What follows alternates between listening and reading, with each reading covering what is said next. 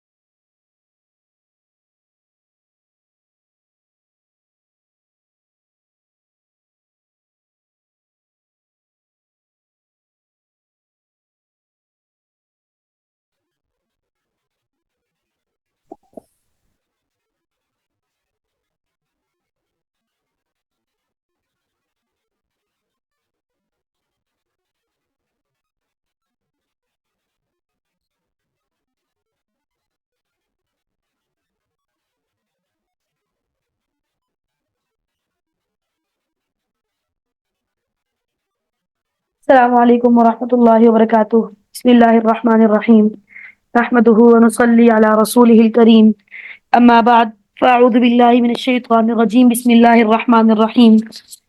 رب اشرح لي صدري ويسر لي امری واحلل عقدة من لسانی يفقهوا قولی، رب زدنی علما رب زدنی علما رب زدنی علما، اللهم انا نسألك علما نافعا، اللهم انفعنا بما علمتنا وعلمنا ما ينفعنا وزدنا علما، آمین یا رب العالمین۔ امید کرتی ہوں کہ آپ سارے اسٹوڈنٹ خیر و عافیت کے ساتھ ہوں گے۔ آج ہم اپنی پہلی کلاس کا آغاز کرتے ہیں جس میں ہم مسنون دعاؤں سے شروع کریں گے، ٹھیک ہے۔ ہماری انشاءاللہ کوشش یہ رہے گی کہ ہم ڈیلی بیسس پر جو ہماری کلاس ہوگی اس میں 2 مسنون دعائیں ضرور یاد کریں گے جو کہ رمضان کے مہینے سے متعلق ہوں گی، جیسے کہ سحری کی دعا ہو گئی یا افطاری کی دعا۔ السلام علیکم۔ وعلیکم السلام۔ میں حفصہ بات کر رہی ہوں، جو ہماری کلاس چل رہی ہے عربک کی، عربک لغت العربی، اس کے کورس کا لاسٹ کلاس جو تھی۔ DLA 22 میں ہیں آپ حفظہ؟ جی جی جی، اچھا، وہ تو آج کلاس نہیں ہے آپ کی، اس کے حوالے سے کوآرڈینیٹر آپ کو میسج کر دیں گی آپ کی جس دن کلاس ہوگی، ٹھیک ہے۔ چلے ٹھیک ہے۔ اچھا، تو ڈیلی بیسس پہ انشاءاللہ ہم 2 دعاؤں کو ضرور یاد کریں گے، اور اس میں جو ہے وہ جن اسٹوڈنٹس کو بہترین طریقے سے جو ہے وہ ریڈ نہیں کر سکتے تو اس پر بھی انشاءاللہ کام کریں گے۔ دیکھیں کلاس میں ہم ڈسکس کر لیں گے، یاد کرنا آپ کی ذمہ داری ہے۔ آپ اپنا جب ٹاسک بنا لیں گے کہ انشاءاللہ ہم ڈیلی بیسس پر 2 دعائیں ضرور یاد کریں گے تو انشاءاللہ یہ ہو جائے گا، ٹھیک ہے۔ تو آج کی جو ہماری سب سے پہلی دعا ہے جس کے حوالے سے انشاءاللہ کل آپ سے سوال ہوگا، جب ہم نیا چاند دیکھتے ہیں، ٹھیک ہے،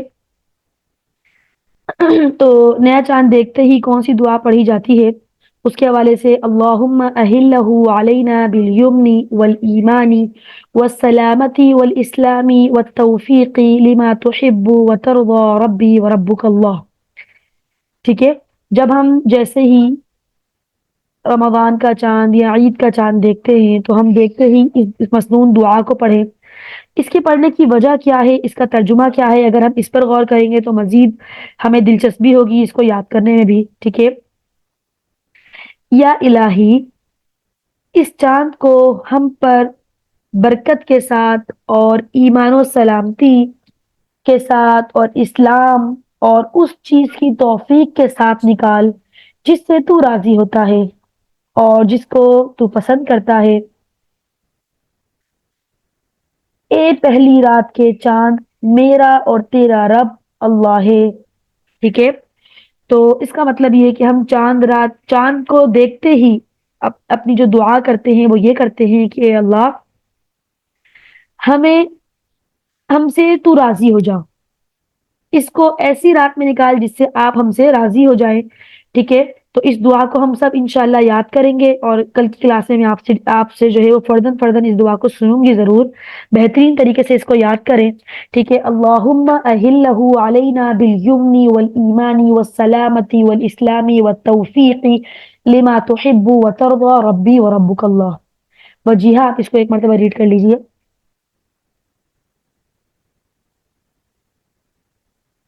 تاکہ ریڈنگ میں اگر کوئی ایشو ہے، مطلب کوئی کہیں آپ مسٹیک کریں تو میں اس کو کریکشن کر دوں، پھر آپ اس کو یاد کر لیجیے گا. وجیہہ عثمان، آپ کو میری آواز آ رہی ہے؟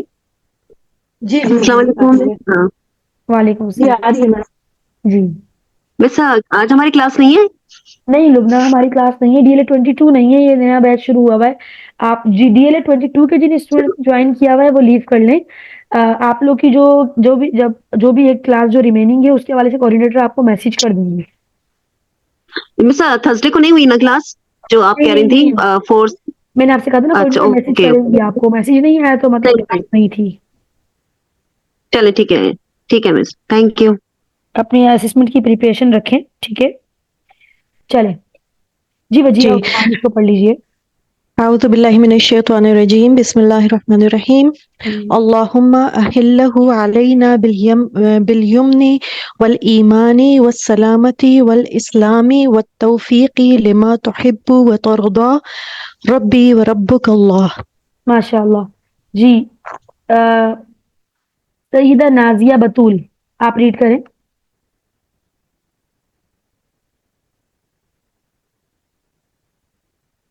جلدی جلدی انمیوٹ ہو جائے آپ، کیونکہ ہمارے پاس اس کے بعد ہمارے پاس آگے بھی مزید کچھ ٹاسک ہیں، اس کو بھی مکمل کرنے ہیں. اللہم احلہ علینا بالیمن والایمان والسلامت والاسلام والتوفیق لما. میم سلائڈ اوپر کریں، مجھے نظر نہیں آ رہا ہے نیچے سے، نیچے والی لائن. آپ اپنی طرف سے کریں گی نا. جو تو لما تحب وترضى ربی وربک اللہ، ربک اللہ. ٹھیک ہے، سہرش کاشف، انمیوٹ ہو جائیے. بسم اللہ بسم اللہ الرحمن الرحیم. اللہم احلہ علینا بالیمن والایمان والسلامت والاسلام والتوفیق لما تحب وترضى ربی ربک اللہ. بالکل ٹھیک ہے.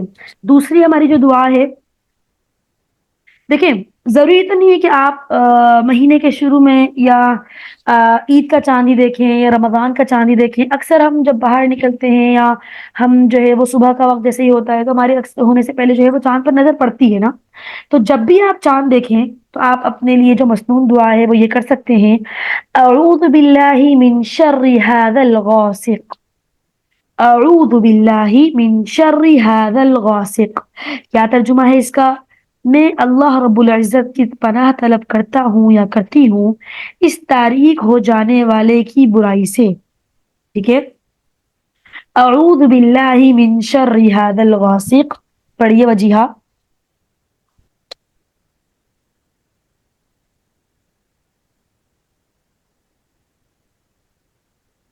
اعوذ باللہ من شر ھذا الغاسق.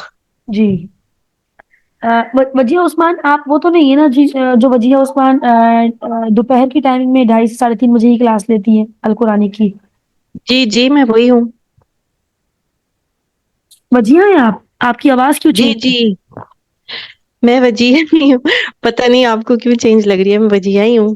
وہ پہلے اس وقت میں کمپیوٹر سے آئی ہوتی ہوں، ابھی میں فون سے کر رہی ہوں تو اس وجہ سے شاید. اچھا وجیہہ ہیں آپ. پتہ نہیں، مجھے جی تو آپ کی آواز بالکل چینج لگ رہی ہے. میں نے کہا پتہ نہیں یہ دوسری اسٹوڈنٹ ہے کوئی کیا. نہیں وہی میں ویسے اپنے لیپ ٹاپ سے لیتی ہوں نا، تو وہ ہیڈ فونز ہوتے ہیں، تو ابھی میں فون سے لے رہی ہوں تو اچھا اس وجہ ٹھیک ہے، سے اب میں شاید ٹھیک ہے اب چینج. تھوڑا لگا کے ٹھیک ہے.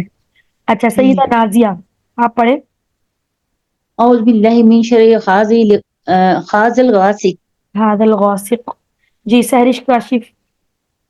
اعوذ باللہ من شر ھذا الغاسق. ٹھیک ہے، یہ 2 دعائیں ہیں جو کہ ہمارا آج کا ٹاسک ہے. کیا آپ لوگ اس کو کل تک کے یاد کر لیں گے؟ مشکل تو نہیں ہوگا آپ لوگ کے لیے؟ نہیں میم، انشاء اللہ تعالی ہو جائے گی. ٹھیک ہے، تو اس کو آپ لوگ کر لیجئے. انشاءاللہ پھر کل کی کلاس میں اس کو ڈسکس کریں گے. دیکھیں یہ مت چھوڑیے گا, دعاؤں کو آپ نہیں چھوڑیے گا. ہمارے اس کورس کو جوائن کرنے کا مقصد ہی یہی ہے کہ ہم رمضان مبارک کو بہترین طریقے سے گزار سکیں. تو اس میں سب سے پہلے ہمارے لیے جو آتی ہے وہ یہ مسنون دعائیں ہیں, جس کو ہم یاد کر کے مزید آگے بڑھ سکتے ہیں. انشاءاللہ ہمارا ٹاسک یہ ہوگا کہ ہم جو ہے وہ 24 دعائیں اپنی اس کلاس کے اینڈ تک کے اس کو مکمل کر لیں, کیونکہ ظاہر سی بات ہے دیکھیں جب ہر چیز کے لیے ایک مسنون دعا دی گئی ہے تو ہم اس کو دیکھنے کے بعد وہ دعا نہیں کر سکتے. مطلب ہم اگر کبھی دعا مانگنا چاہتے بھی ہیں تو ہم ان الفاظ میں دعا نہیں مانگ سکتے جس طرح ہمیں مانگنی چاہیے. تو جب ہم ایک مسنون دعا کو یاد کر لیں گے اور اس کا ترجمہ ہمیں پتا ہوگا تو ہم بہترین طریقے سے جو ہے وہ دعا کر سکیں گے. ٹھیک ہے, تو ایک تو آپ ان دعاؤں کے معمول کو ضرور بنا لیجئے کہ آپ نے جو ہے وہ دو دعائیں ڈیلی بیسس پر کسی طرح بھی ٹائم نکال کے یاد کرنا ہے. کوآرڈینیٹر نے آپ کو PDF شیئر کر دیا ہے مسنون دعاؤں کا؟ نہیں PDF شیئر نہیں ہوا آپ لوگ کے ساتھ؟ نہیں ہوا میم. نہیں میم نہیں ہو. کسی کے ساتھ بھی نہیں ہوا؟ نہیں اچھا, آج کا معمولات رمضان کا بھی PDF شیئر نہیں ہوا کیا؟ معلومات رمضان کا خالی لکھا ہوا ہے لیکن PDF نہیں شیئر ہوا وہ. اچھا, یہ PDF آپ کے ساتھ شیئر نہیں ہوا جو میں نے اسکرین پہ شیئر کیا ہے؟ نہیں شیئر ہوا. چلیں وہ کر دیں گی, میں ان سے کہہ دوں گی. ٹھیک ہے. اچھا دیکھیں سب سے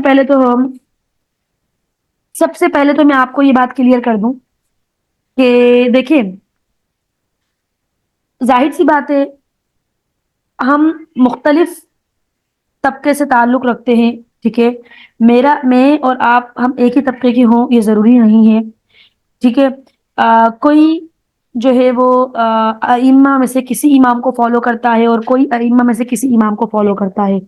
ٹھیک ہے, غلط کسی بھی امام کو فالو کرنا نہیں ہے. ٹھیک ہے, آپ چاروں ائمہ میں سے جس کو بھی چاہیں اسے فالو کر سکتے ہیں. ہم جو بھی اپنی بات کریں گے وہ حدیث کے تھرو کریں گے. ٹھیک ہے, جو حدیث سے مستند ہوگی. اگر اس میں جیسے کہ کچھ جو فرقہ ہیں وہ امام شافعی کو فالو کرتے ہیں تو وہ جو ہے وہ تراویح کی نماز جو ہے ان کی 20 رکعت نہیں ہوتی. جو امام ابو حنیفہ کو فالو کرتے ہیں ان کی تراویح کی نماز 20 رکعت ہوتی ہے. تو اس طرح سے جو ہے نا, لیکن ہم سب کو یہ پتا ہے کہ تراویح ہمیں پڑھنی ہے. ٹھیک ہے, تو یہاں تراویح کی اہمیت بتائی جائے گی. ہم اس پر ڈسکشن نہیں کریں گے کہ تراویح کتنی ہوں گی. ٹھیک ہے, یہ تو آپ ہر اسٹوڈنٹ جو ہے وہ اپنے طبقے کے اعتبار سے دیکھیں جو کرنا چاہے وہ کر سکتا ہے. امام شافعی کو جو فالو کرتے ہیں وہ 8 تراویح پڑھتے ہیں, جو امام ابو حنیفہ کو فالو کرتے ہیں وہ 20 تراویح پڑھتے ہیں. غلط تو دونوں میں سے کوئی بھی نہیں ہے. ٹھیک ہے, تو اسی لیے جو ہے ہم یہ نہیں کہیں گے کہ ہمارے مسلک میں تو یہ ہوتا ہے تو آپ یہ کر رہی ہیں, آپ یہ بتا رہی ہیں. ہم صرف حدیث کے تھرو بات کریں گے. ٹھیک ہے, اس کے اعتبار سے پھر آپ جو ہے وہ جس بھی امام کو فالو کریں تو اس میں پھر ہمارا کوئی بھی وہ نہیں ہے. ٹھیک ہے, آپ کو میری بات سمجھ میں آئی ہے نازیہ؟ جی میم. جی محمد میم. فاروق جی آپ میم. کو بھی آئی ہے؟ کیونکہ دیکھیں قرآن اور حدیث پر تو ہم سبھی بلیو کرتے ہیں نا.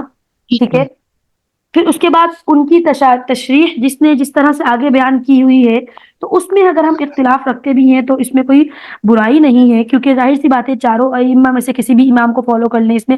لیکن یہ ہوتا ہے کہ کوئی اگر امام ابو حنیفہ کو کرتا ہے, کوئی شافعی کو کرتا ہے, کوئی امام ابو حنیفہ کو کرتا ہے. ٹھیک ہے, تو پھر وہ کہتے ہیں کہ بھائی ہمارے اس میں تو یہ ہے. تو دیکھیں یہاں پر مسلک کے اعتبار سے ہم بات نہیں کریں گے, فرقہ واریت نہیں ہوگی, ہم صرف حدیث اور سنت کو لے کے چلیں گے. ٹھیک ہے, جی قرآن کو انشاءاللہ. اچھا, سارے ائمہ کا احترام ہے.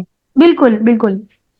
اچھا دیکھیں, کیونکہ دیکھیں اگر میں اس میں مثال دوں آپ کو, دیکھیں نازیہ, محمد فاروق, روزے سے تو کوئی بھی امام اختلاف نہیں کرتا نا. بے شک. تراویح پڑھنے سے تو کوئی امام اختلاف نہیں کرتا نا. کوئی بھی نہیں. بے ٹھیک شک. ہے, قرآن کی فضیلت سے تو کوئی امام اختلاف نہیں کرتا. ٹھیک ہے, ماہ رمضان کے فضائل اور برکات سے تو کوئی امام اختلاف نہیں کرتا. ہاں, اگر تراویح پڑھنے کے طریقے کے اندر انہوں نے کہا ہوا ہے کہ ہم 8 بھی پڑھ سکتے ہیں, گنجائش ہے 20 بھی پڑھ سکتے ہیں, تو یہ الگ بات ہے. ٹھیک ہے, تو میں آپ کو یہ سمجھانا چاہ رہی ہوں کہ بہتر یہ ہوگا کہ ہم کسی مسلک کو لے کے نہیں چلیں گے. ٹھیک ہے, ہم بے قرآن شک. اور صحیح حدیث بات. کو لے کے چلیں گے. صحیح بات ہے.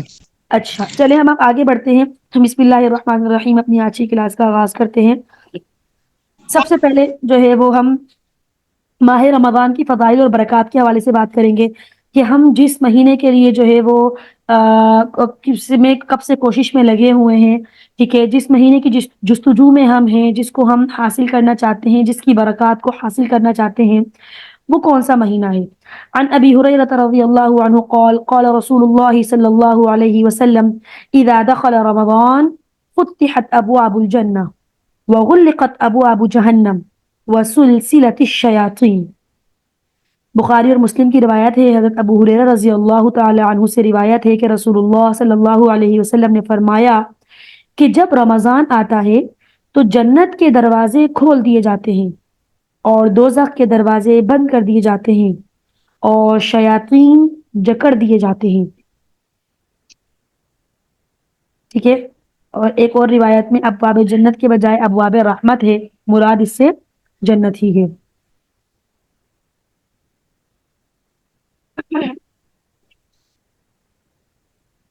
اسی طرح ایک اور حدیث کے مطابق عن ابی ہریرہ رضی اللہ عنہ قال قال رسول اللہ صلی اللہ علیہ وسلم، ابو ہریرہ رضی اللہ تعالی عنہ سے روایت ہے کہ نبی کریم صلی اللہ علیہ وسلم نے فرمایا اذا كانت اول ليلة من رمضان صفدت الشياطين ومرضت الجن وغلقت ابواب النار فلم يفتح منها باب وفتحت ابواب الجنة فلم يغلق منها باب وينادي مناد يا باغي الخير اقبل ويا باغي الشر اقصر وللہ عتقاء من النار وذلك كل لیلہ۔ ترمذی شریف کی روایت ہے، ابو ہریرہ رضی اللہ تعالی عنہ سے روایت ہے کہ رسول اللہ صلی اللہ علیہ وسلم نے فرمایا جب رمضان کی پہلی رات ہوتی ہے تو شیاطین اور جو سرکش جنات ہیں ان کو جکڑ دیا جاتا ہے اور دوزخ کے سارے دروازے بند کر دیے جاتے ہیں اور ان میں سے کوئی دروازہ بھی کھلا نہیں رہتا اور جنت کے تمام دروازے کھول دیے جاتے ہیں اور ان کا کوئی دروازہ بھی بند نہیں کیا جاتا، اور ایک پکارنے والا منادی پکارتا ہے کہ اے خیر اور نیکی کے طالب قدم بڑھ کر آگے آؤ، نیک اعمال کرو، اور اے بدی اور بدکرداری کے شائق، اس کو پسند کرنے والے، اس میں جستجو رکھنے والے آگے مت آؤ، اور اللہ کی طرف سے بہت سے گناہگار بندوں کو دوزخ سے رہائی دی جاتی ہے، یعنی ان کی مغفرت کا فیصلہ فرما دیا جاتا ہے، اور یہ سب رمضان کی ہر رات میں ہوتا ہے۔ یہ پکارنے والا جو پکارتا ہے، یہ جو دوزخ سے جو ہے وہ گناہگاروں کی رہائی ہوتی ہے، یہ ہر رات رمضان کی ہر رات اتنی فضیلت کی حامل ہوتی ہے کہ ہر رات جو ہے وہ جہنم سے اتنے سارے لوگوں کو نجات ملتی ہے، اور فرشتہ پکارتا ہے کہ جس نے نیک اعمال کرنے ہیں وہ بڑھے آگے، جس نے برے کام کرنے ہیں وہ رک جائے۔ اسی طرح ماہ رمضان کے فضائل اور برکات میں اور بھی بہت ساری احادیث ہیں۔ سوال یہ ہوتا ہے کہ رمضان کیا ہے؟ رمضان کیا ہے؟ رمضان کا نام رمضان کیوں ہے؟ کیوں رمضان کہتے ہیں ہم؟ اس کی وجہ کیا ہے؟ شہر رمضان الذي انزل فيه القرآن هدى للناس وبينات من الهدى والفرقان۔ رمضان وہ مہینہ ہے جس میں قرآن مجید کا نزول ہوا، لوگوں کی ہدایت کے لیے اور واضح دلائل، ہدایت سے متعلق اور فیصلہ کرنے والی۔ رمضان کا مہینہ برکت کا حامل اس لیے بھی ہے کہ اللہ تعالیٰ نے قرآن مجید کا نزول اس مہینے میں کیا۔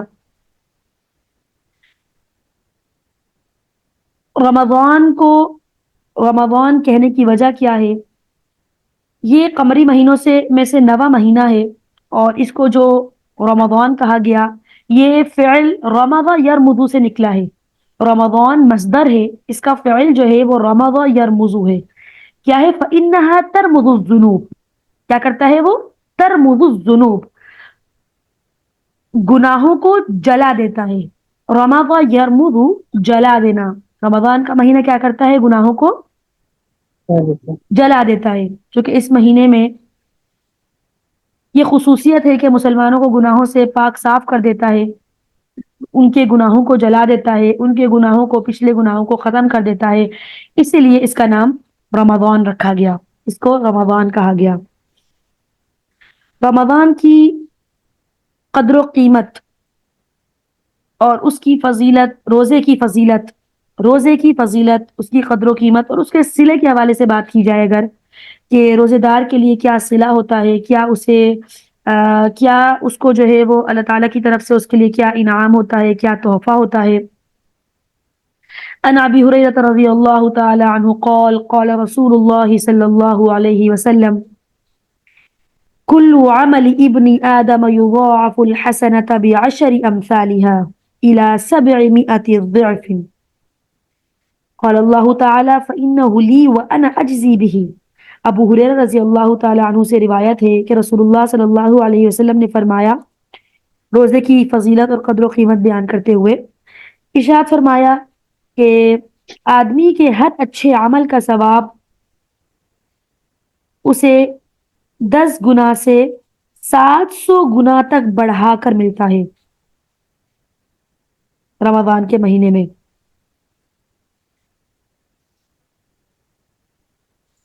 بیعشری امثالها الى 700 ضعف، 700 قال اللہ تعالی، اللہ تعالی نے فرمایا فإنہ لی، وہ میرے لیے ہے، روزہ میرے لیے ہے، وَأَنَا أَجْزِي بِهِ، اور میں ہی اس کو صلہ دوں گا، میں ہی اس کا بدلہ دوں گا۔ دیکھیں روزہ اللہ اور بندے کے درمیان ایک مخفی راز ہوتا ہے، ٹھیک ہے؟ کیا آپ مجھے روزے کی حالت میں دیکھ کے پہچان سکتی ہیں کہ میرا روزہ ہے؟ کیا میری شکل سے آپ دیکھ کے پہچان سکتی ہیں کہ میرا روزہ ہے؟ کسی انسان کی، کسی بھی مومن کی شکل کس سے دیکھ کر ہم اس بات کا اندازہ نہیں لگا سکتے کہ یہ روزہ ہے، اس کا یہ روزے دار ہے، اس کا روزہ ہے، کیونکہ یہ دیکھیں نماز پڑھتے ہیں آپ، کوئی بھی آپ کو دیکھ کر سمجھ جائے گا عبادت کر رہے ہیں، ذکر کر رہے ہوتے ہیں آپ، کوئی بھی آپ کو دیکھ کے سمجھ جائے گا ذکر کر رہے ہیں، کوئی بھی عبادت، حج لے لیں، عمرہ لے لیں، زکوٰۃ لے لیں، آپ کو کوئی بھی عبادت کرتے ہوئے جب دیکھے گا تو کوئی بھی شخص سمجھ جائے گا کہ آپ عبادت کر رہے ہیں۔ روزہ ایک ایسی خاص عبادت ہے جو اللہ اور بندے کے درمیان ایک مخفی راز ہوتا ہے جو کسی تیسرے شخص کو نہیں پتا ہوتا کسی کو بھی کہ یہ کیا ہے، روزے دار ہے۔ تو اللہ تعالیٰ نے اس لیے فرمایا انا اجزی بھی، میں ہی اس کا صلہ دوں گا، میں اس روزے کا صلہ دوں گا۔ آپ لوگوں کو میری آواز آ رہی ہے؟ جی میم آ رہی۔ محمد جی آ فاروق، رہی ٹھیک ہے۔ آ رہی ہے۔ یدع اور شہوتہ، خاموشی سن رہے ہیں تاکہ آپ کی بات ساروں تک برابر چلی جائے نا۔ اچھا نہیں میں سمجھی کبھی ایسا ہوتا ہے نا کہ ایشو ہو رہا ہوتا ہے، اسٹوڈنٹ خاموش رہتے ہیں انٹرنیٹ کا، تو میں نے کہا شاید ایسا نہ ہو رہا ہو۔ اتنا خوبصورت لیکچر ہے کہ سارے خاموشی سے سن رہے ہیں۔ چلے ٹھیک ہے، جزاک اللہ۔ اچھا، یدع شہوته وطعامه من اجل للصائم فرحتان، فرحة عند فطره وفرحة عند لقاء ربه، ولخلوف فم الصائم اطيب عند الله من ريح المسك، والصيام جنة، وإذا كان يوم الصوم أحدكم فلا يرفث يومئذ ولا يسخب، فإن سابه أحد أو قاتله فليقل إني امرؤ صائم۔ کیا کہا کہ روزے میں انسان اپنی شہوت کو، اپنے کھانے پینے کو چھوڑ دیتا ہے، کیوں؟ اللہ کی کہ اللہ کی خاطر، اپنی مرضی کے مطابق، اپنی جو ہے وہ چاہے بھی تو کھانا نہیں کھا سکتا، چاہے بھی تو اپنی کسی خواہش کو پورا نہیں کر سکتا، کیوں؟ روزے دار رہے، ٹھیک ہے؟ تو روزے دار کے لیے 2 مسرتیں، 2 خوشیاں، 2 فرحتیں اللہ نے رکھی ہیں۔ فرحتن، ایک افطار کے وقت، اور دوسری جب وہ قیامت کے دن اپنے رب سے ملاقات کرے گا۔ روزے دار کہ جو منہ کی بدبو ہوتی ہے، جو منہ کی اس کے منہ سے ایک خاص قسم کی جو ہے وہ مہک آتی ہے، اس کے بارے میں اللہ تعالیٰ نے فرمایا کہ روزے دار کے منہ کی جو بو ہے وہ اللہ کے نزدیک مشک کی خوشبو سے بھی زیادہ بہتر ہے۔ سب سے بہترین خوشبو جو ہمارے ہاں کنسیڈر کی جاتی ہے وہ مشک ہوتی ہے، اللہ کے نزدیک اس مشک کی خوشبو سے بھی زیادہ بہترین، زیادہ پسندیدہ روزے دار کی منہ کی بو ہے۔ تو اس کا مطلب یہ کہ روزے دار سے یہ کہنا پیچھے ہٹ جاؤ تمہارے منہ سے بدبو آ رہی ہے، اس طرح کے الفاظ کا استعمال کرنا یہ بھی درست نہیں ہے، ٹھیک ہے۔ اور روزہ دنیا میں شیطان اور نفس کے حملوں سے بچاؤ کے لیے اور آخرت میں دوزخ سے حفاظت کے لیے ڈھال ہے۔ اور جب تم میں سے کسی کا روزہ ہو تو چاہیے کہ وہ بےہودہ اور فحش باتوں سے اجتناب کرے۔ اگر کوئی دوسرا اسے گالی گلوچ کرے یا جھگڑا کرے تو کہہ دے میں روزے دار ہوں۔ بخاری شریف کی روایت ہے کہ اگر کوئی آپ سے گالی گلوچ کر رہا ہے، آپ کو برا بھلا کہہ رہا ہے، آپ کو کچھ اس طرح کے الفاظ سے پکار رہا ہے، آپ اس کو جواب مت دیں۔ ساب بہو، دیکھیں الفاظ کیا استعمال کیے گئے، ساب بہو احد، کوئی گالم گلوچ کرے، او قاتلہ جھگڑا کرے، قتال کرے، لڑائی کرے، فلیقول تو کہہ دیجئے، اسے روزے دار کو چاہیے کہ وہ کہے انی روزے سے صائم، میں روزے دار ہوں، میں تمہیں اس بات کا جواب نہیں دے سکتا۔ نہیں۔ اسی طرح ایک اور حدیث کا مفہوم ہے روزے کی قدر و قیمت کو اور اس کے صلے کے حوالے سے کہ عن سہل بن سعد رضی اللہ عنہ قال ان فی الجنت بابا، سہل بن سعد رضی اللہ تعالیٰ عنہ سے روایت ہے، فرماتے ہیں کہ جنت میں ایک دروازہ ہے، یقال له الریان، کا نام کیا ہے، ریان ہے، یدخل منہ الصائمون یوم القیامہ، جو باب الریان ہے، ایسا دروازہ جس کا نام ریان ہے، اس دروازے سے قیامت کے دن صرف روزے دار داخل ہو سکے گا، لا يدخل منہ احد غیرہم، روزے داروں کے علاوہ اس سے کوئی داخل نہیں ہو سکے گا۔ یقال، کہا جائے گا قیامت والے دن، این الصائمون، روزے دار کہاں ہیں؟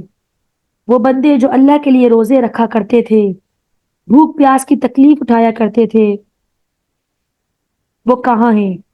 فیقومون، تو وہ کھڑے ہو جائیں گے، لا يدخل منہ احد غیرہم، اس دروازے سے ان کے علاوہ کوئی داخل نہیں ہو سکے گا۔ اتنی بڑی فضیلت ہے روزے دار کے لیے، ایک دروازہ ان کے لیے خاص کر دیا جائے گا، ان کے علاوہ اس دروازے سے کوئی گزر نہیں سکے گا۔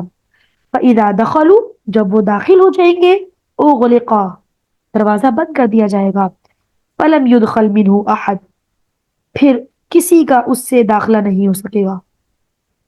بخاری شریف کی روایت ہے۔ لیکن روزے میں جس تکلیف کا احساس سب سے زیادہ ہوتا ہے اور جو روزے دار کی سب سے بڑی قربانی ہے، وہ اس کا پیاسا رہنا ہے۔ اسی لیے اس کو جو صلہ دیا گیا ہے اور جو انعام دیا گیا ہے، ان میں سب سے زیادہ نمایاں اور جو غالب پہلو کیا گیا ہے وہ کیا ہے، سیرابی ہے۔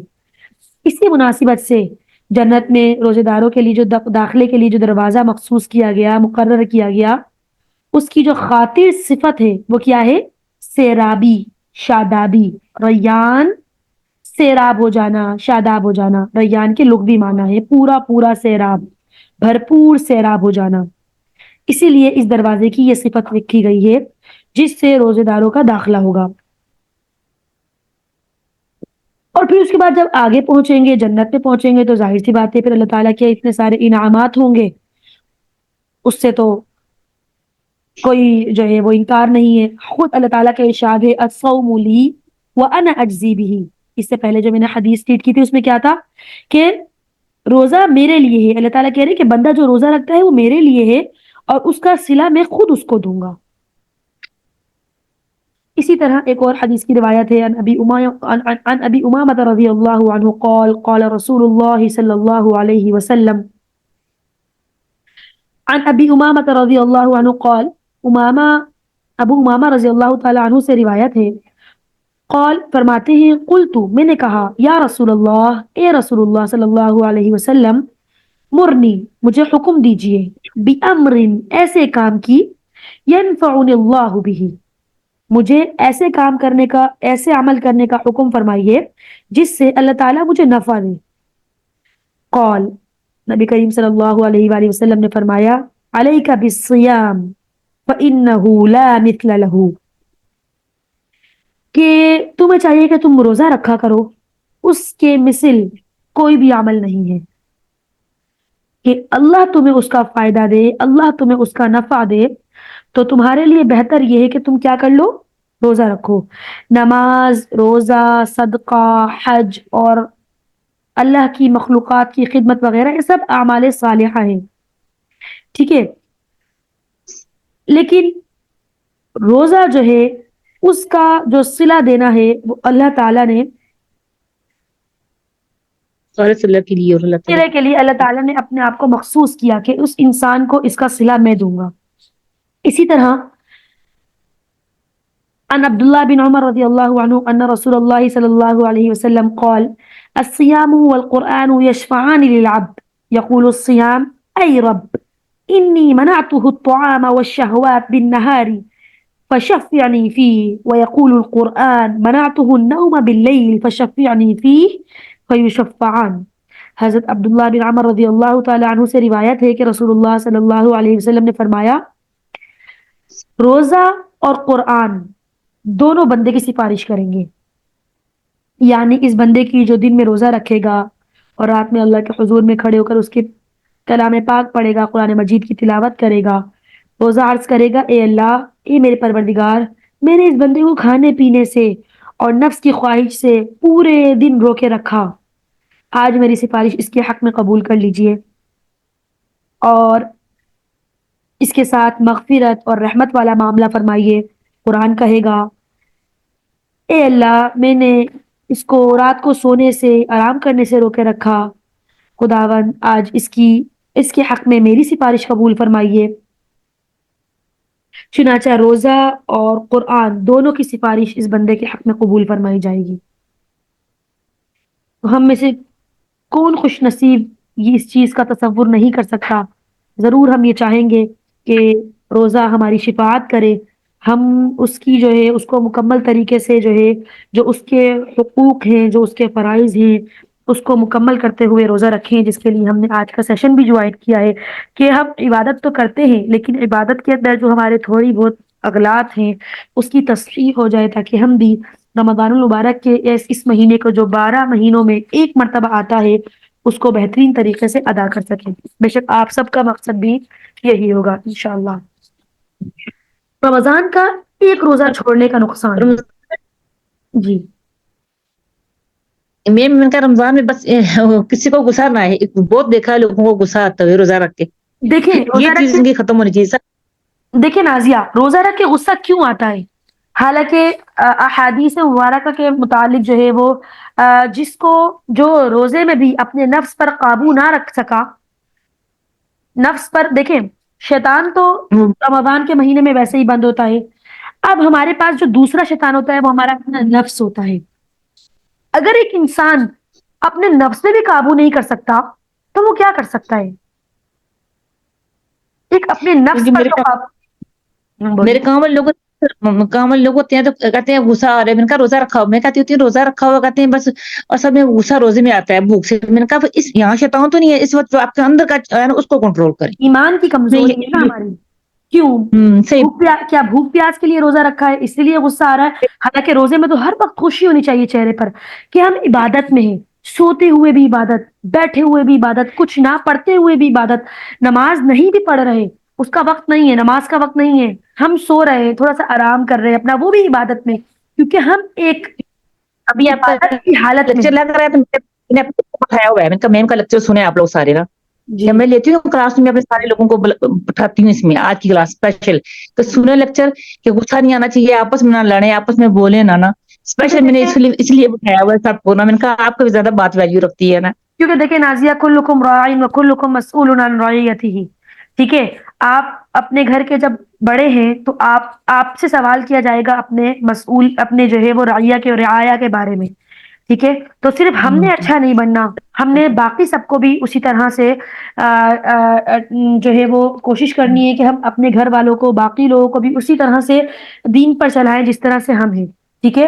تو ایک ہم اگر اپنا کنارہ کشی اختیار کر لیں اور پورے رمضان روزے پر رکھتے رہیں اور عبادتیں کرتے رہیں اور ہمارے گھر میں ہی اتنے گناہ ہو رہے ہیں تو کیا فائدہ ہماری ایسی عبادت کا کہ ہم اپنی اسپیشل میں نے کلاس جوائن اس لیے کی ہے کہ میرے پاس 5-6-7 بچیاں رہتی ہیں نا، میں نے اسپیشل میں نے جوائن اس لیے کی ہے تو یہ لوگ بھی دیکھیں کیوں یہ جب تھوڑے سے دور سے ہیں دین سے، ابھی ان کو وہ سا اورینٹیشن نہیں ہے نا، ذرا ان کا ماحول ہی نہیں ملا ان بچوں کو، تو میں نے اسپیشل کلاس جوائن اس لیے کی چلو یہ بچیاں بھی سیکھ جائیں، کل ان کے کام آئیں گی. بالکل بالکل. دیکھیں اب ہم نے رمضان کے روزے رکھنے پر اور کتنی ساری فضائل پڑھے کہ جو ہے وہ روزہ ہمارے لیے خود جو ہے وہ قیامت کے دن کرے گا، شفاعت کرے گا. اسی طرح اللہ تعالیٰ نے جو ہے وہ روزہ داروں کے لیے ایک باب الریان رکھا ہے جس میں سے وہ صرف داخل ہوں گے. اسی طرح اللہ تعالیٰ فرما رہے ہیں کہ روزے دار کو جزا صرف میں دوں گا، میری ذمہ داری ہے اس کو جزا دینا، اس کو اس کا صلہ دینا. اسی طرح روزہ چھوڑنے کا کیا نقصان ہے؟ عن ابي هريره رضي الله تعالى عنه قال قال رسول الله صلى الله عليه وسلم من افطر يوما من رمضان من غير رخصه ولا مرض لم يقضي عنه صوم الدهر كله وان صامه. ابو ہریرہ رضی اللہ تعالی عنہ سے روایت ہے کہ رسول اللہ صلی اللہ علیہ وسلم نے فرمایا جو آدمی سفر وغیرہ کی شرعی رخصت کے بغیر اور بیماری وغیرہ کے علاوہ کسی شرعی عذر کے علاوہ رمضان کا ایک روزہ بھی چھوڑے گا، وہ اگر اس کے بجائے عمر بھر کے بھی روزے رکھ لے تو جو چیز فوت ہو گئی وہ پوری ادا نہیں ہو سکتی. ایک رمضان کے مہینے کا روزہ چھوڑنا بلا کسی رخصت کے، بلا کسی شرعی عذر کے، سفر میں ہیں آپ، بیمار ہیں، کوئی ایسا مرض ہے آپ نہیں رکھ سکتے تو الگ بات ہے. لیکن اگر آپ صرف اس وجہ سے کہ کمزوری ہو گئی ہے جسم میں، کنٹینیوسلی روزی رکھتے ہوئے آ رہے تھے، یا تھوڑا سا ریسٹ بھی ہونا چاہیے، بہت روزے رکھ لیے، ایک دن کے بعد آج کھاؤں گی پیوں گی کل سے روزہ رکھوں گی، بلا کسی رخصت کے، بلا کسی شرعی عذر کے جب آپ روزہ چھوڑتے ہیں تو آپ کیا حدیث کے الفاظ ہیں کہ اس کے بجائے آپ عمر بھر بھی روزے رکھ لیں تو جو چیز آپ نے، جو فضیلت والا روزہ آپ نے فوت کیا وہ پوری زندگی آپ اس کی ادائیگی نہیں کر سکتے.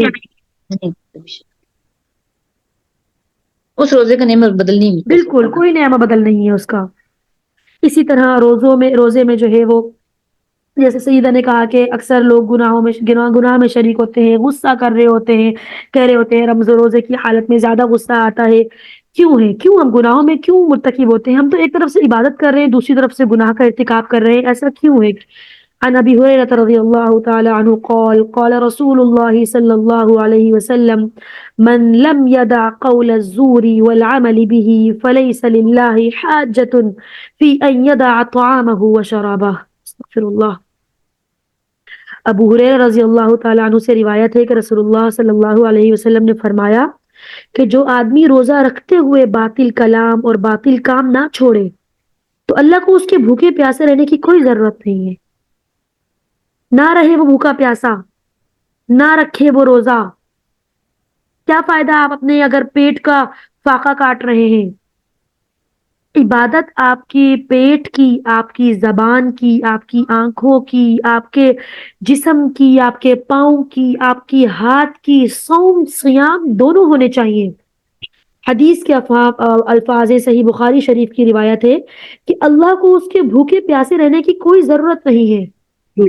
اگر وہ روزے کی حالت میں اپنے گناہوں کو نہیں چھوڑ سکتا، باطل کام کو نہیں چھوڑ سکتا، معلوم ہوا کہ اللہ کے ہاں روزے کے مقبول ہونے کے لیے ضروری ہے کہ آدمی کھانا پینا چھوڑنے کے علاوہ معصیات، گناہ، منکر چیزیں اور ان سے اپنے آپ کو، اپنے جسم کو، اپنے اعضاء کو محفوظ رکھے.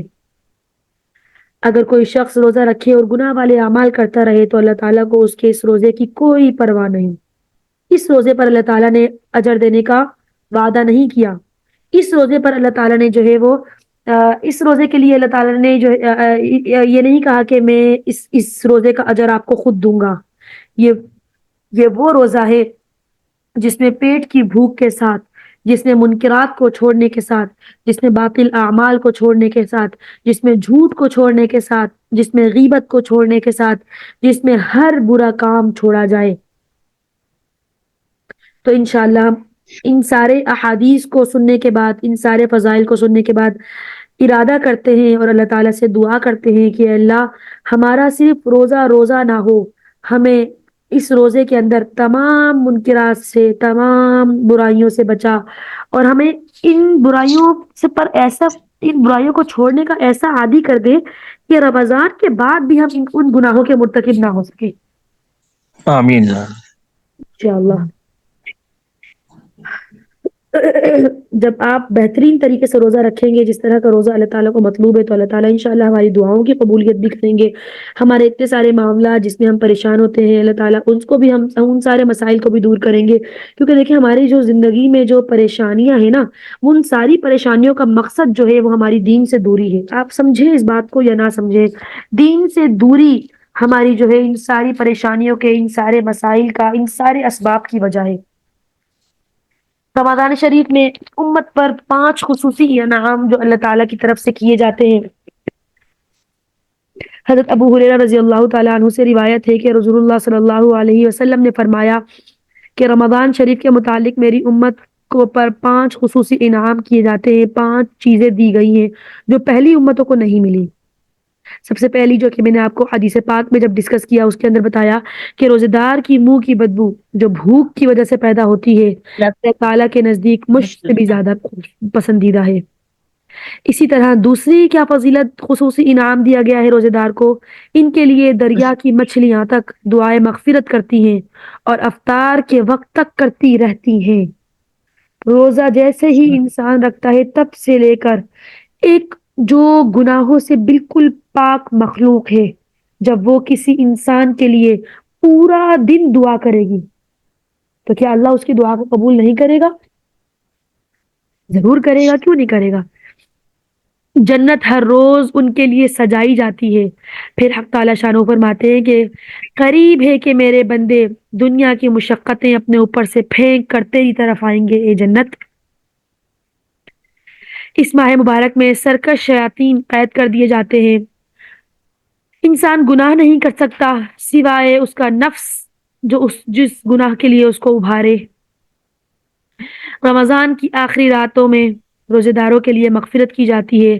صحابہ رضوان اللہ علیہم اجمعین نے عرض کیا کہ کیا یہ شب مغفرت شب قدر ہے؟ فرمایا نہیں, بلکہ دستور یہ ہے کہ مزدور کو کام ختم ہونے کے وقت مزدوری دی جاتی ہے.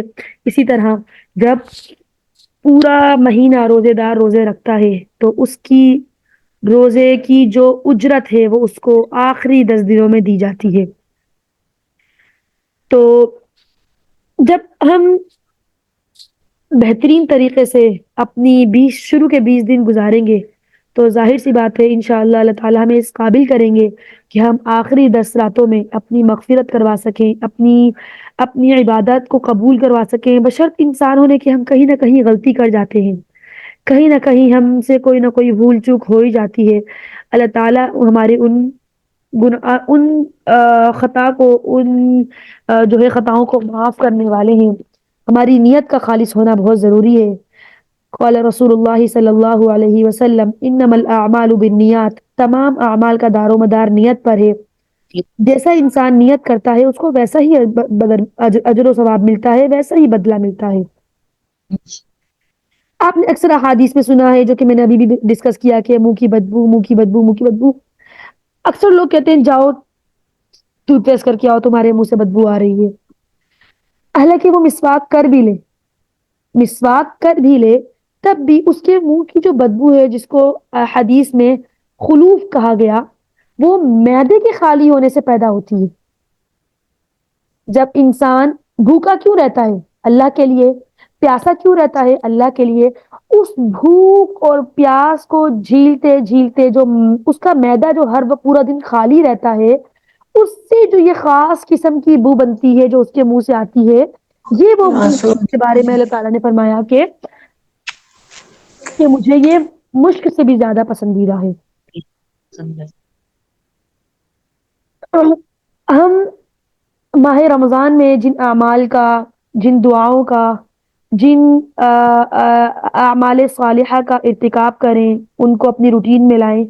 اللہ تعالیٰ سے دعا کریں کہ اللہ اس رمضان کی بدولت تمام سال ہم پر اس عمل کا اثر رکھیے گا تاکہ ہم باقی 11 مہینے بھی اسی گناہ کو اس گناہ کا جو کہ ہم نے رمضان کے مہینے میں ایک چھوڑا, ایک 30 دن آپ گناہ چھوڑیں تو آپ کی ایک پریکٹس ہو جائے گی نا. 30 دن آپ اپنے غصے کو روکیں, 30 دن آپ جو ہے وہ اپنے نفس کو دبائیں، اپنے نفس پر قابو رکھیں، اپنے نفس کو کمزور کریں، تو اس کا مطلب پھر آپ آگے بھی کر سکتے ہیں نا، آپ کی تو پریکٹس ہو گئی. تو اس کو آپ کوشش کریں کہ آپ اس نیت سے یہ کام نہ کریں کہ آپ نے صرف اس 30 دن میں کرنا. آپ اس نیت سے کریں کہ انشاءاللہ میں پورے سال اب آگے اس عمل کا، اس گناہ کا ارتکاب ہی نہیں کروں گی.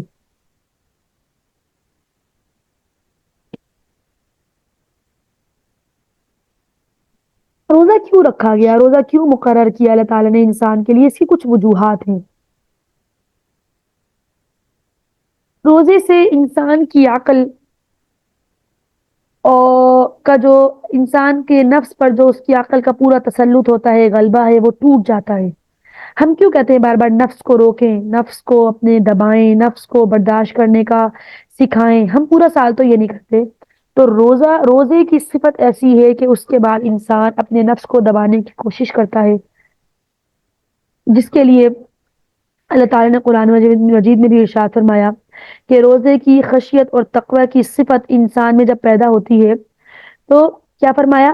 لعلکم تتقون. کیوں روزے کی عادت کیوں انسان کو ڈالی جا رہی ہے؟ لعلکم تتقون، یعنی روزہ تم پر اس لیے مقرر ہوا کہ تم متقی بن جاؤ، تم پرہیزگار بن جاؤ، تم گناہوں کو چھوڑ سکو، تم نیک اعمال کر سکو، تم منکرات کو پس پش ڈال دو. روزہ رکھنے سے انسان اپنے آپ کو عاجز، اپنے آپ کو اپنی عاجزی کا، اپنی مسکنت کا اس کو اظہار ہوتا ہے، اس کو خیال ہوتا ہے، اور خدا تعالیٰ کی جلال کا اور اس کی قدرت پر نظر پڑتی ہے. ٹھیک ہے. حالانکہ ہم اگر پورا 11 مہینہ دیکھیں، ہم پورے 11 مہینہ کبھی بھی اس بارے میں نہیں سوچتے کہ اللہ کی کیا قدرت ہے، اللہ تعالیٰ کی کیا جو ہے وہ ہم پر انعامات ہیں. لیکن جب روزے کی حالت میں ہم بھوکے رہتے ہیں، پیاسے رہتے ہیں، پھر ہم کہتے ہیں اللہ، پانی پینا بھی ایک نعمت ہے، اللہ کھانا بھی ایک نعمت ہے، نہ ہوتا تو کیا کرتے. ہمیں جب ہم بھوکے پیاسے رہتے ہیں تو ہمیں اللہ تعالیٰ کی جو قدرتی، جو اللہ تعالیٰ کی انعامات ہیں، ہمیں ان کا احساس ہوتا ہے. یہ احساس ہمیں پورے سال نہیں ہوتا، کیونکہ ہمیں ہمارے سامنے بے تکلف ہر طرح کی نعمت آ رہی ہوتی ہے. جب ہمارے پاس نعمت ہوتے ہوئے بھی ہم نہیں کھا سکتے تو ہمیں اس کا احساس ہوتا ہے کہ اس کی کیا قدر و قیمت ہے، کیا منزلت ہے. اسی طرح روزے دار کے لیے ایک انعام یہ بھی ہے کہ ملائکہ جو ہے، فرشتے جو ہیں، ان کے قریب آ جاتے ہیں.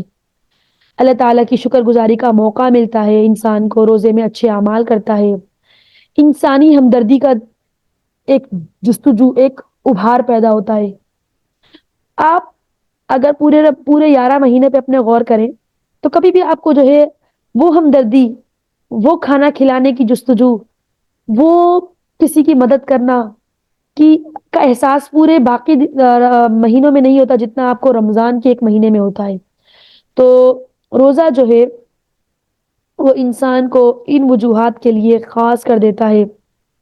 اسی لیے قرآن مجید میں ارشاد فرمایا گیا کہ کتب علیکم الصیام، تم پر روزوں کو فرض کیا گیا. اسی طرح روزہ رکھنے سے ایک اعتدال آتا ہے، کھانے پینے میں، باقی سارے معاملات میں، عبادات میں ایک اعتدال آ جاتا ہے. ہر وقت ہم 11 مہینے کھاتے رہتے ہیں، جب دل چاہا جو دل چاہا کھا لیا، جب مزاج میں جو آیا کھا لیا. لیکن پھر رمضان کے مہینے میں ہم ایک اعتدال میں آ جاتے ہیں.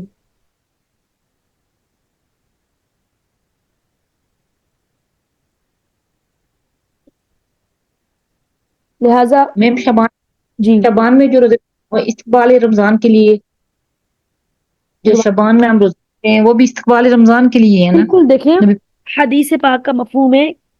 حضرت عائشہ صدیقہ رضی اللہ تعالیٰ عنہ فرماتی ہیں کہ میں نے نبی کریم صلی اللہ علیہ وآلہ وسلم کو کسی بھی اور مہینے میں لگاتار روزے رکھتے ہوئے نہیں دیکھا، لیکن نبی کریم صلی اللہ علیہ وآلہ وسلم نے، مفہوم ہے حدیث کا، رمضان کے مہینے کے روزے کے ساتھ شعبان کے پورے مہینے کے روزے رکھے.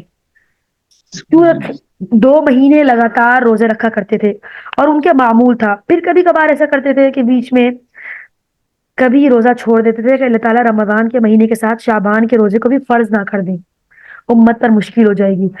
اکثر ان کا یہ معمول رہا کہ وہ رمضان کے پورے مہینے کے شعبان کے ساتھ رمضان کے مہینے کے پورے روزے رکھتے تھے. تو شعبان کا مہینہ جو رمضان پورے روزے کا ہوتا ہے وہ اس لیے ہوتا ہے کہ آپ اپنی آپ کو ایک روٹین میں لے آئیں، آپ رمضان کے مہینے کے لیے پریپیئر ہو جائیں، آپ اپنے آپ کو رمضان کے استقبال کے لیے بہترین طریقے سے ریڈی کر سکیں. دیکھیں، اور اگر آپ یہ نہ، ظاہر سی بات ہے اب ہم پورا مہینہ تو شعبان کا روزہ نہیں رکھ سکتے، تو جو آپ صلی اللہ علیہ وسلم کا معمول تھا ہر مہینے کی 13، 14 اور 15 کا روزہ، وہ خاص ایام بیس. جی ایام بیت کے روزے، وہ ان 3 دنوں کے روزے ضرور رکھا کرتے تھے. تو اگر ہم پورے رمضان شعبان کے مہینے کے روزے نہ رکھ سکیں، ظاہر سی بات ہے مصروفیت کی وجہ سے کوئی جاب پر جاتا ہے، کسی کے اور معاملات ہیں، مردوں کے لیے آفس ہے، تو ہم یہ تو کر سکتے ہیں کہ ہم ان 3 دنوں کے روزے رکھ لیں نبی کریم صلی اللہ علیہ وسلم کی سنت کو پورا کرنے کے لیے. فرض نہیں ہے، یہ فرض نہیں ہے، یہ سنت کے طور پر بات کی جا رہی ہے کہ اگر آپ اپنے آپ کو رمضان کے مہینے کے لیے بہترین طریقے سے پریپیئر کرنا چاہتے ہیں تو آپ ایام بیت کے، اور انسان کی عادت ہونی چاہیے کہ جیسے نبی کریم صلی اللہ علیہ وسلم کی ہم اور کتنی سنتوں کو فالو کرتے ہیں، کوشش کرتے ہیں کہ ہم باقی سنتوں کو بھی فالو کریں. تو ہم رمضان کے بعد بھی دیکھیں، ایک 30 دن آپ نے روزے رکھے، کیا 30 دن روزے رکھنے کے بعد کیا آپ اپنی ہر مہینے یہ پریکٹس نہیں بنا سکتے کہ ہر مہینے آپ 3 دن کے روزے رکھیں؟ اگر ہم چاہیں تو ہم یہ کر سکتے ہیں، اگر ہم چاہیں تو ہم اس پریکٹس کو بنا سکتے ہیں. لیکن ہم رمضان کے مہینے کے بعد ایسے فارغ ہو جاتے ہیں کہ بس رمضان کا مہینہ گزر گیا، بس وہ جو برائیاں کرنی تھی، وہ جو برائیاں چھوڑنی تھی وہ چھوڑ دی، اب دوبارہ اپنے اس پر آ جائیں، اب دوبارہ کھائیں پیئیں جو چاہیں. تو اگر ہم اپنے معمول کے مطابق اپنے آپ کو اس کے لیے پریپیئر کریں ذہنی طور پر کہ ہم سنت کو فالو کرنے کے لیے، سنت کو ادا کرنے کے لیے اپنے جو ہے وہ 3 دن کے اس طرح کے روزے کا معمول بنائیں گے، تو رمضان کے مہینے میں ہم جن منکرات کو چھوڑتے ہیں تو وہی چیزیں ہمارے لیے ہر مہینے 3 روزوں میں ریمائنڈر ہو جائیں گی.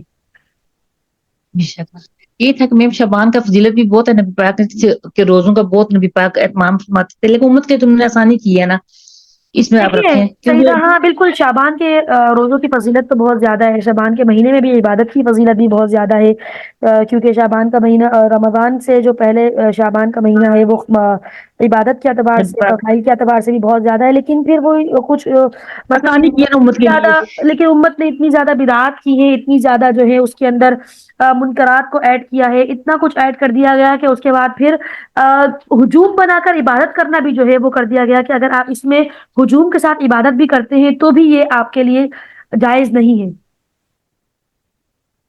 جی، جیسے میں ویسے اب یہ روزے کی بات ہے، وہی بات ہے اس کا اجر خالص اللہ تعالیٰ دیتا ہے، لیکن میں اپنی بچوں کے ساتھ بھی نا، میں نے آپ سے اسے معلومات کے لیے شیئر کر رہی ہوں، کیونکہ قرآن میں ہم لوگوں نے سمار اور جمعرات کے روزے کا اہتمام، ایام بیس کا تو جب گھر پہ ہوں تو کرتے ہیں، ویسے نہیں، ہاسپٹل وغیرہ میں ہوں تو وہ نہیں کرتا، لیکن جب ویسے جو شعبان کا آخری نہیں آتا سمار اور جمعرات جی تک، میں ان سے ان کی روٹین بنی رہے تاکہ استقبال رمضان کے لیے روزے نا. بالکل بالکل. دیکھیں راضی، اگر آپ اس اعتبار سے شعبان کے روزے رکھتی ہیں کہ دیکھیں آپ رمضان کے استقبال کے لیے پریپیئر ہو جائیں تو یہ بہت اچھا ہے. اب جی دیکھیں سیدہ عائشہ صدیقہ رضی اللہ تعالیٰ عنہ فرماتی ہیں کہ یہ شعبان کی جب 15ویں رات تھی تو آپ صلی اللہ علیہ وسلم کی باری جو تھی وہ میری تھی اس دن کی باری. جی تو میں جب رات میں اٹھی تو میں نے آپ صلی اللہ علیہ وسلم کو بستر پر نہ پایا تو میں تلاش کرنے کے لیے نکلی.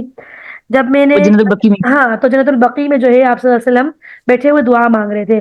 اب اس سنت کو لے کر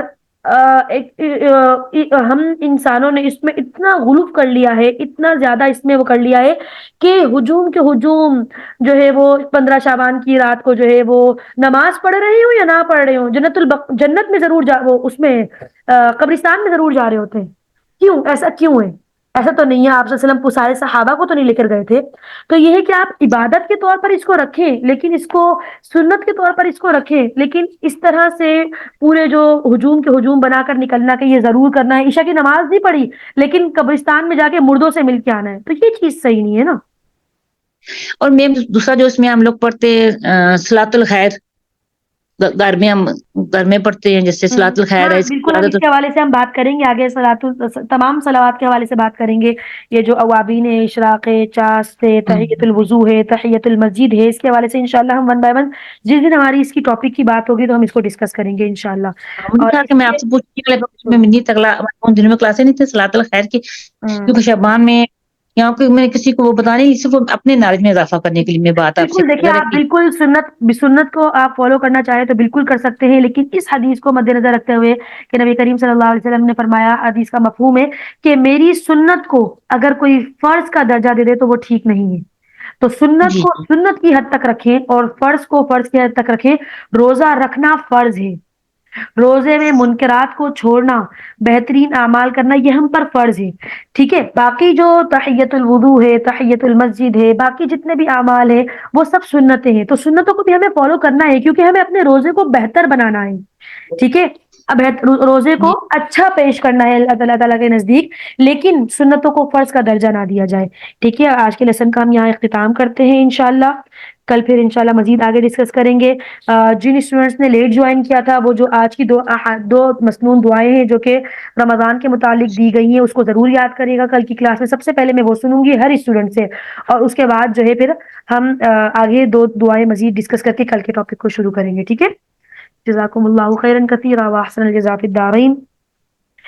सुब्हानकल्लाहुम्मा व बिहम्दिक, नशहदु अन ला इलाहा इल्ला अंता वहदक ला शरीका लक, नस्तगफिरुका व नतूबु इलैक, नस्तगफिरुका व नतूबु इलैक, नस्तगफिरुका व नतूबु इलैक। अस्सलामु अलैकुम व रहमतुल्लाहि व बरकातुहू। नाजिया, फारूक, आप लोग सहरिश कोऑर्डिनेटर को मैसेज कर दीजिएगा कि आपको मसनून दुआओं का पीडीएफ शेयर कर दें, और आज का जो लेसन था उसके हवाले से भी पीडीएफ शेयर कर दें, ठीक है। तो आपका कोई टास्क नहीं है याद करने का, काम करने का कुछ भी नहीं है, सिर्फ दुआएं याद करनी है, तो उसको अच्छे से याद करिएगा, ठीक है जी मैम इंशाल्लाह। मैम। अच्छी क्लास रही अल्हम्दुलिल्लाह, आज की क्लास बहुत अच्छी रही। जज़ाकिल्लाह। सुब्हानकल्लाहुम्मा व बिहम्दिक, नशहदु अन ला इलाहा इल्ला अंता वहदक ला शरीका लक, नस्तगफिरुका व नतूबु इलैक, नस्तगफिरुका व नतूबु इलैक, नस्तगफिरुका व नतूबु इलैक। अस्सलामु अलैकुम व रहमतुल्लाहि व बरकातुहू। वालेकुम अस्सलाम व रहमतुल्लाहि व बरकातुहू।